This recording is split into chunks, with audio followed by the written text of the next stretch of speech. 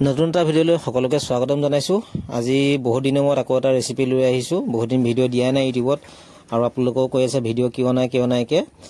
আৰু এইফালে দেখিছে না আজি বনাইছিলে এয়া কঁঠালৰ মুচি আলুৰ লগত তৰকাৰী আৰু এটা সবজি বনাবলৈ আপোনালোকৰ আগত মই আজি লৈ আহিছো।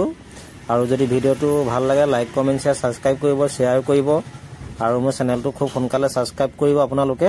এয়া দেখিছে ৰঙা মৰিচা শাক লগত এয়া বগা সৰিয়হ পেষ্ট কৰি ললো আৰু লগত এটা ডিম আৰু কেনেকৈ বনাম আপোনালোকে চাব ভিডিঅ'টো। এইফালে আমি মিহি মিহিকে শাকখিনি কাটি ললো আৰু আমি মানুহ হৈছো দুটা, জোখমতে আমি শাক ললো আৰু এইফালে লগত পিয়াজ দুটা কাটি ললো মিহি মিহিকে।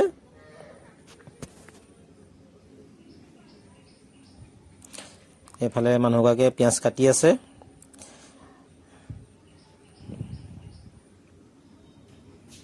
আৰু এইফালে ডিমটো আমি ফেটি ল'ব লাগিব। এইটো নিমখ অকণ দি পেলাই আমি ফেটি লৈছোঁ ডিমটো।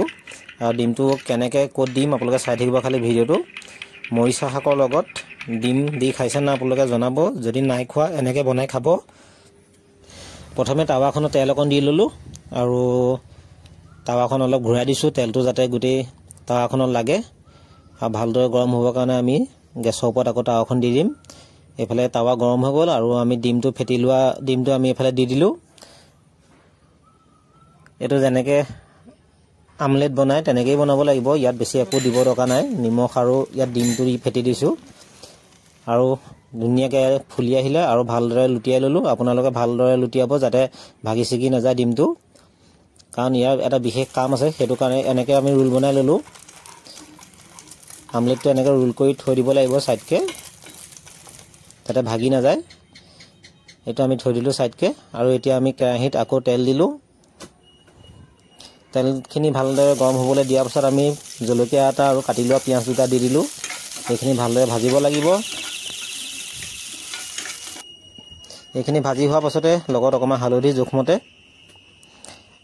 তেলতে হালধিটো দিলে কালাৰটো ভাল আহে। আৰু লগত দিলোঁ আমি কণ বিলাহী কেইটামান, যদি আপোনালোকৰ ওচৰত ডাঙৰ বিলাহী আছে তেন্তে ডাঙৰ বিলাহী দিব পাৰে। বিলাহীকেইটা যাতে অকণমান সিজে সেইকাৰণে অকণমান গৰম পানী দি দিছোঁ।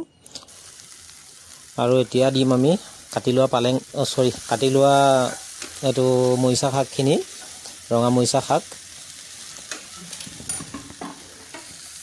এতিয়া এইখিনি ভালদৰে লৰাই ল'ব লাগিব, ভালদৰে সিজক আৰু সেইকাৰণে আমি হিচাপত চব মিলি যোৱাকৈ আমি লৰাই লৈছোঁ।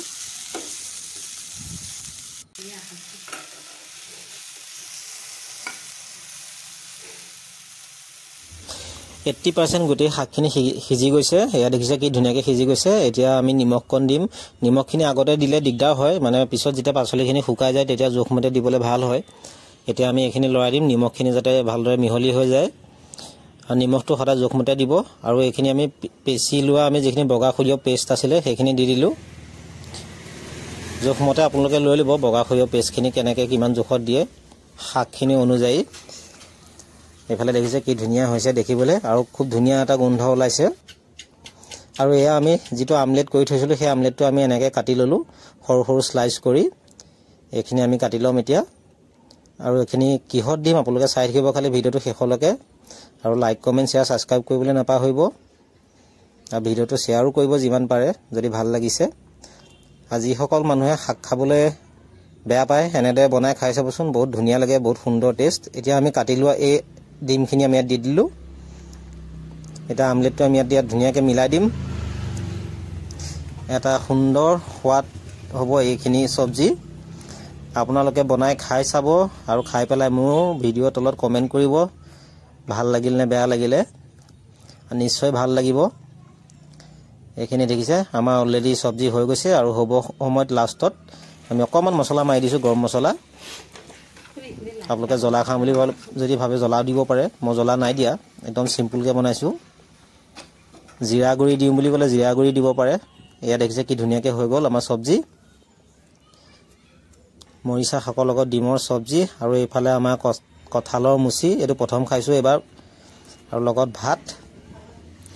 এতিয়া দুপৰীয়া ভাত সাজ আমি এনেদৰে খাওঁ আজি। আৰু যদি ভিডিঅ'টো ভাল লাগে লাইক কমেণ্ট শ্বেয়াৰ ছাবস্ক্ৰাইব কৰিব আৰু খুব শ্বেয়াৰো কৰিব।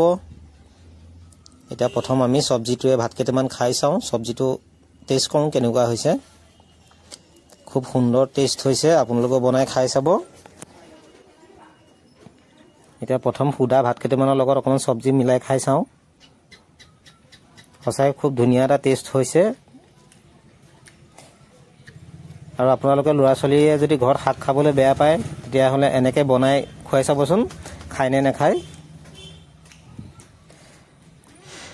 আৰু এতিয়া কঁঠালৰ মুচি তৰকাৰী অকনৰ লগত ভাত কেইটামান খাই চাও আৰু খুব ধুনীয়া হৈছে কঁঠালৰ মুচিটো মই প্ৰথমে টেষ্ট কৰিলো ভাত নোখোৱা আগতে আজিলৈ ভিডিওটো ইমানতে সমাপ্ত কৰিছো আৰু যদি ভাল লাগে লাইক কমেন্ট শেয়াৰ সাবস্ক্ৰাইব কৰিব বুলি মই অনুৰোধ কৰিলো আজিলৈ বাই বাই